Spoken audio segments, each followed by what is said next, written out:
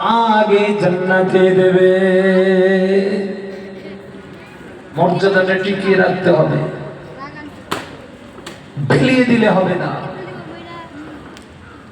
মান সম্মান ইজ্জত আল্লাহ দিয়েছে, ইজ্জতকে মান সম্মানকে টিকিয়ে রাখতে হবে। শরীয়তের বিধি বিধান আইনকে মেনে চলতে হবে। সত্য কথা বলার হুকুম হয়েছে, সত্যবাদীদের সাথে থাকার কথা হয়েছে। সত্যবাদীদের সাথে থাকতে হবে, সত্য কথা বলতে হবে, শরীয়তে বিধি বিধান মেনে চলতে হবে। মিথ্যা কথা বলা হারাম। এখন মিথ্যা ছেয়ে গেছে, সুন্দর করে সাজিয়ে কিছু একটা মিথ্যাকে বলতে পারলে মানুষের কাছে আকর্ষণমূলক হলে সেটাই যেন মনে হয় সত্য। যাচাই করে দেখতে হবে। আর যিনি সত্য কথা বলবেন বন্ধু বেজার হবে। মনে রেখো, সত্য কথা বললে মা বাপ বেজার, সত্য কথা বললে বন্ধু বেজার, সত্য কথা বললে পীর মুর্শিদ আপনার যারা মুরিদ হয়েছেন তারাও বেজার, সত্য কথা বললে এলাকাবাসী বেজার, সত্য কথা বললে সবাই বেজার হয়ে যায়। সত্য কথা বললে কেবল খুশি আমার আল্লাহ হয়। জোরে বলুন সুবহানাল্লাহ। খুশি কে হয়? আমার আল্লাহ। সত্য কথা বললে সব বন্ধু বেজার হয়ে যাবে, একেবারে মহা বিপদ, পায়ের তলার মাটি সরে যাবে। এই জন্য এত প্রস্তুতি খারাপ। প্রতিষ্ঠানে শিক্ষা দেওয়া হচ্ছে, খুব সাবধান। সাধারণ পাবলিকের কথাবার্তায় শরীয়তের সাথে অ্যালার্ট না হলে সত্য কথা বলবে, আলেম ওলামাদের মুখের সামনে বসবে, বসে শুনবে। মিথ্যা কথা থেকে দূরে সরে থাকবে, বুঝতে পারবে। এই জন্য প্রতিষ্ঠান এত লক্ষ লক্ষ কোটি কোটি টাকা খরচা করে এই প্রতিষ্ঠান তৈরি করা হয়েছে।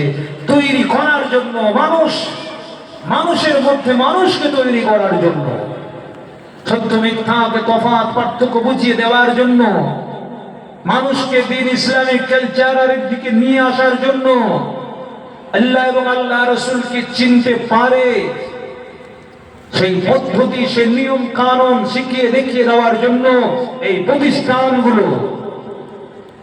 এটা মনে রেখো, কিয়ামতের দিন নাজাতের ওসিলা, নাজাতের জরিয়া ইসলাম শিখিয়েছে।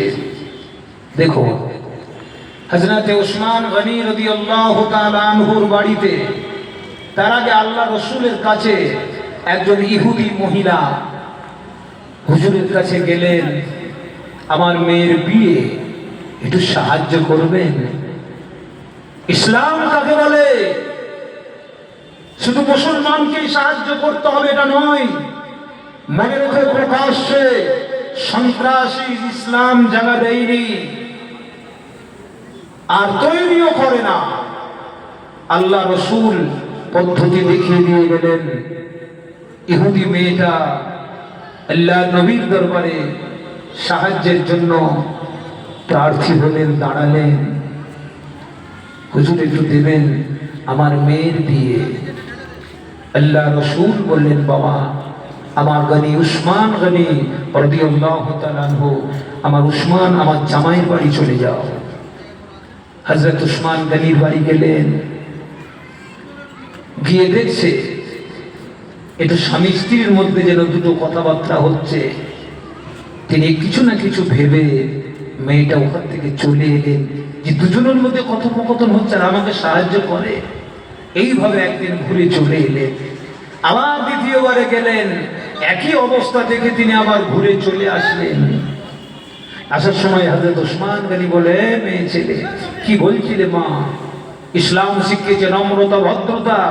ওই নম্র ভদ্র শিখাবার জন্য প্রতিষ্ঠান ছেলেদেরকে দিয়েছেন। ছেলেরা এসে শিখছে, ভুল যেন না হয় চলাফেরার মধ্যে। আর যদিও ভুল হয়, কুল্লু বনি আদম খাত্তাউন ওয়া খায়রু খাত্তাবিন আত-তাওয়াব। যারা নিজের ভুলকে স্বীকার করে তওবা ইস্তিগফার করে তারা উত্তম। তবে সমস্ত গুনাহগার বান্দারাই হচ্ছে গুনাহগার, কম বেশ আলাদা জিনিস। হযরত উসমান গনি রাদিয়াল্লাহু তাআলা আনহু বলছে, বলো না। বলে, আমার মেয়ের বিয়ে সাহায্যের জন্য রাসূলুল্লাহর কাছে গিয়েছিলাম, তিনি আপনার বাড়িতে পাঠিয়েছে।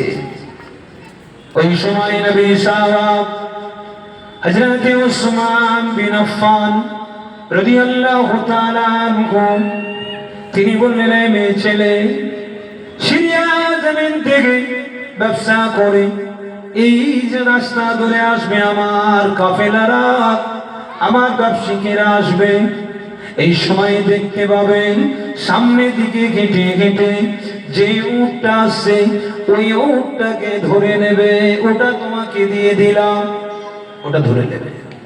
মেয়েটা চলে গেলেন, ও মাথায় দাঁড়ালেন, দাঁড়িয়ে কিছুক্ষণ ঘরে দেখছে হ্যাঁ যথা সময়ে কাফেলারা চলে আসছে, বণিকেরা আসছে। এমন সময় দেখতে পেয়ে গেলে সামনে যে উটটা আসে ওই উটটাকে মেয়ে ছেলেটা ধরতে গেলেন। সঙ্গীরা সাথীরা কাফেলারা লোকেরা বলল, মেয়ে ছেলে না, এই উটটাকে ধরো না, বলে না। আল্লাহ নবীর জামাই হযরত উসমান গনি রাদিয়াল্লাহু তাআলা আনহু তিনি আমাকে আগে 80 ফিটে হেঁটে আসবে সেই উটটা ধরতে বলেছে, এই জন্য আমি এটাই ধরবো, বলে না না আমি ওটা অন্যটা ধরেলেন, এটা নয়। পরে খবর দিয়ে পাঠালেন হযরত উসমান গনি, বলে হ্যাঁ আমি ওটাই বলেছি। বলে হুজুর ওটা উটটা যদি ধরে নেয় তামাম উটগুলো সব ওনার সাথে সাথে পিছনে পিছনে ওই মহিলার বাড়িতে চলে যাবে। আল্লাহ নবীর সাহাবা রাসূল পাক সাল্লাল্লাহু আলাইহি সাল্লাম পাঠিয়েছে যখন, তাই তিনি রাসূলুল্লাহর দিকে লক্ষ্য করে মেয়েটাকে দিয়ে দিলেন। মেয়েটা ওই সামনে উটটা ধরে নিয়ে বাড়ির দিকে চলে গেলে অমনি সাথে সাথে সমস্ত উটেরা চলে গেল।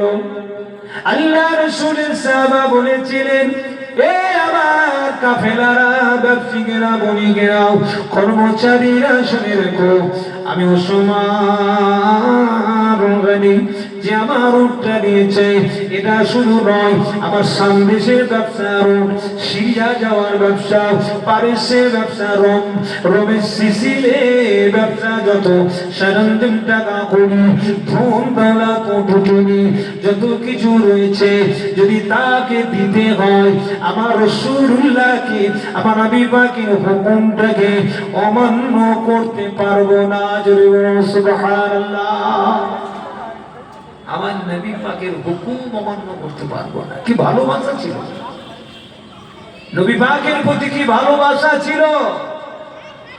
সেই ভালোবাসা আপনাকে আমাকে করে দেখাতে হবে। একটা উট কেন, ওটা উট নিতে গেলে সব উট যদি চলে যায় আমার রাসূলুল্লাহর কথাকে অমান্য হতে দেব না। আল্লাহ নবী বলেছে, আমি উসমান কিছু আমার থাক আর না থাক, কিরকম ভালোবাসা, কি মহব্বত ছিল আল্লাহর নবীর প্রতি ভালোবাসা। এই যে আপনারা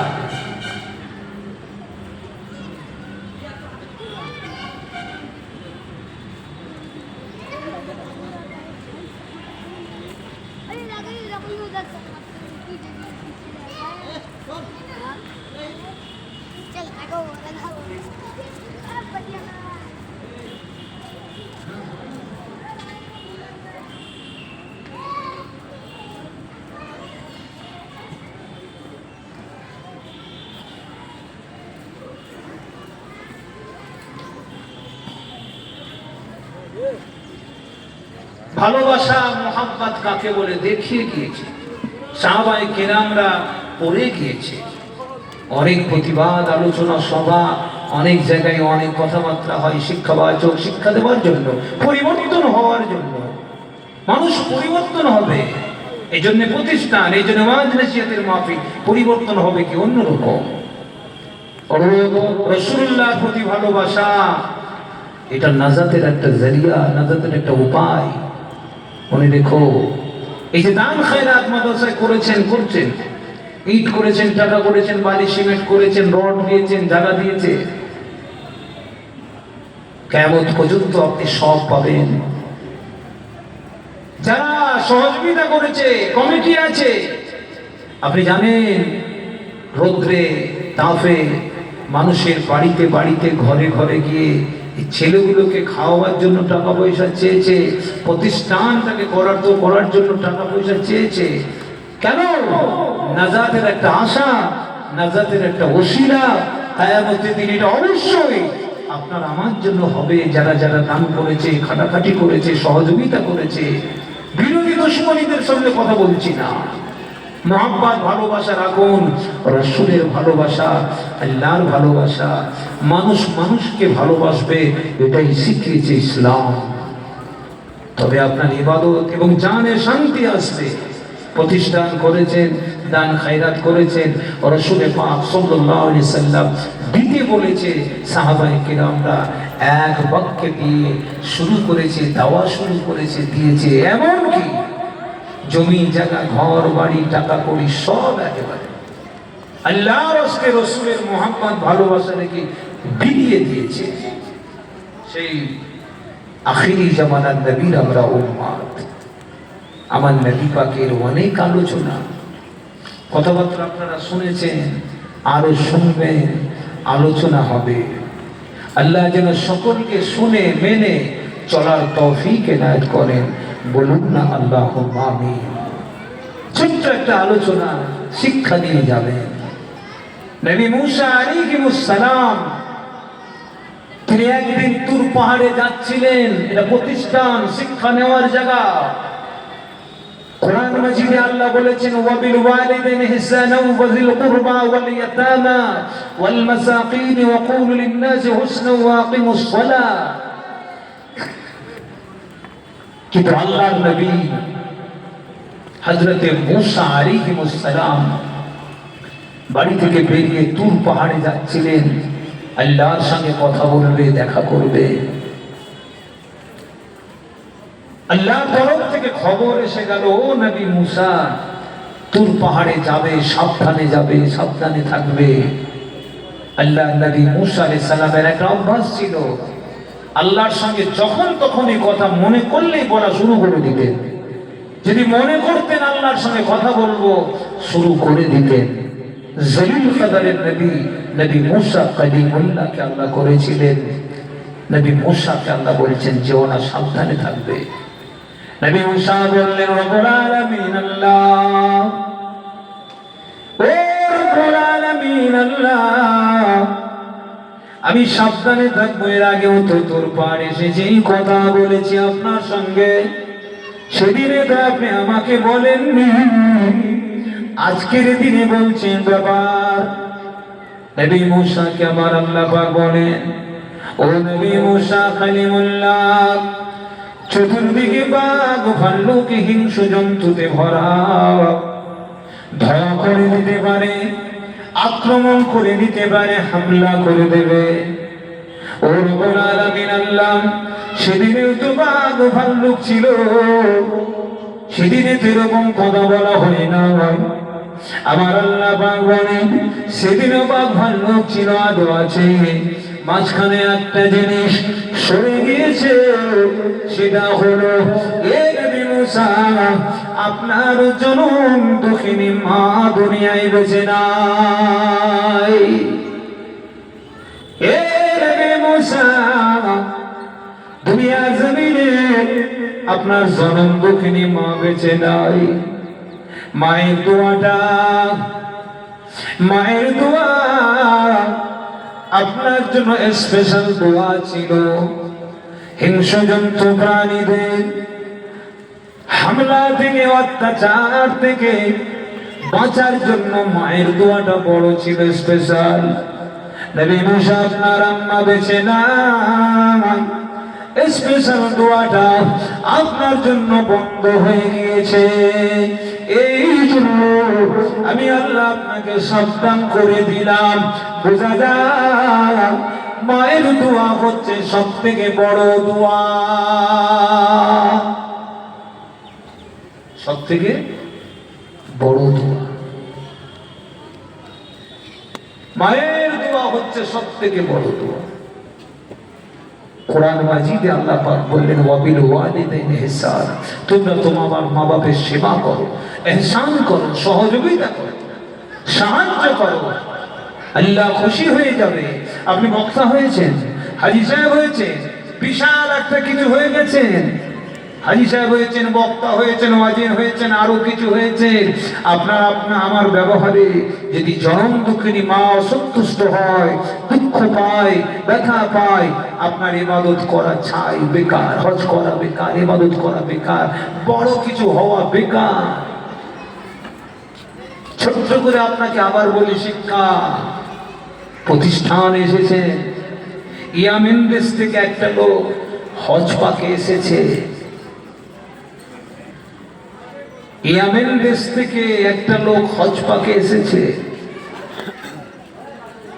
ওই সময় হজ করছিলেন ওমর ফারুক রাদিয়াল্লাহু তাআলা আনহুর ছেলে আব্দুল্লাহ, যার নাম।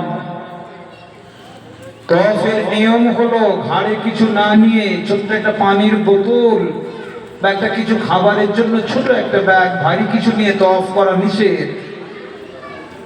ইহরাম অবস্থায় ওই সময় হযরতে আব্দুল্লাহ ওমর ফারুকের ছেলে, যিনি খলিফাতুল মুসলিমিন, দ্বিতীয় খলিফা হযরত ওমর খাত্তাব রাদিয়াল্লাহু তাআলা আনহু, তার ছেলে, তিনি তার কাছাকাছি গিয়ে বললেন, বাবা কি বন্ধু বা ভাই, একটা কথা দিয়ে বললেন, এ মিয়া, আপনার পুটুলি কেন ঘাড়ে? এটা পুটলি কেন? নামিয়ে দেন, এটা নিয়ম না, এটা রেখে দেন। ওই সময় তিনি ডেকে ডেকে ইশারা করে, এমনি করে হাত দিয়ে ডেকে বললেন, আমার পুটুলিটাতে কোনো খাবার নেই, সরঞ্জাম নেই, কাতাবালিশ নেই। এরকম করে খুলে দিয়ে হযরত আব্দুল্লাহকে দেখালেন। উকি মেরে দেখলেন, দেখছে একটা বুড়ি মেয়ে ছেলে বসে আছে। জিজ্ঞাসা করলেন, আব্দুল্লাহ এটা কে ভাই? তিনি চোখ ভরা পানি নিয়ে বললেন, এই সাহাবা ওমর ফারুক রাদিয়াল্লাহু তাআলা আনহুর ছেলে, ও ভাই আব্দুল্লাহ, এটা অন্য কেউ নয়, এটা অন্য কেউ নয়।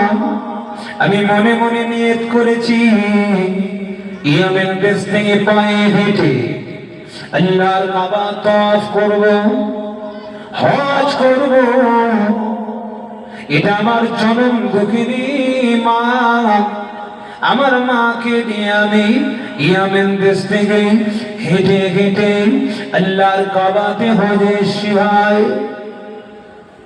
7 বার নিয়ত করেছি, এবছরে আমার 7 বার পূর্ণ হয়ে যাবে। তবে একটা কথা বলি, আমার মাকে কাঁধে করে নিয়ে তওয়াফ করে 7 চক্কর দিয়ে ওয়াজিবুত তওয়াফের নামাজ পড়েছি। মাকে কাঁধে করে নিয়ে সাফা মারওয়া 7 চক্কর সাই করেছি। উমরা কাজ সমাপ্ত করে হজের চাঁদ উঠে গেল। 7ই জিলহজ থেকে ভাই ইহরামে কাপড় বেঁধে আমার আম্মাকে নিয়ে মিনার মাঠে গেছি।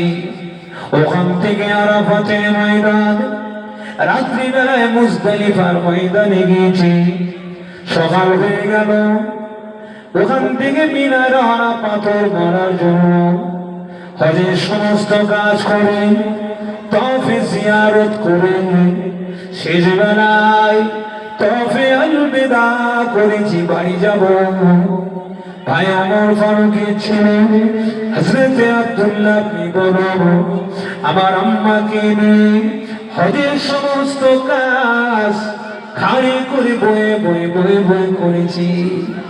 আপনি বলুন, আমার দ্বারা কি আমার মায়ের হক আদায় হয়েছে? আপনি বলুন। হযরতে আব্দুল্লাহ বললেন, আমি আখিরি জামানার নবীর মুখ থেকে শুনেছি, আল্লাহর নবীর মুখ থেকে শুনেছি ভাই, নিজের জনম দুঃখিনী মা, গর্ভধারিণী মা,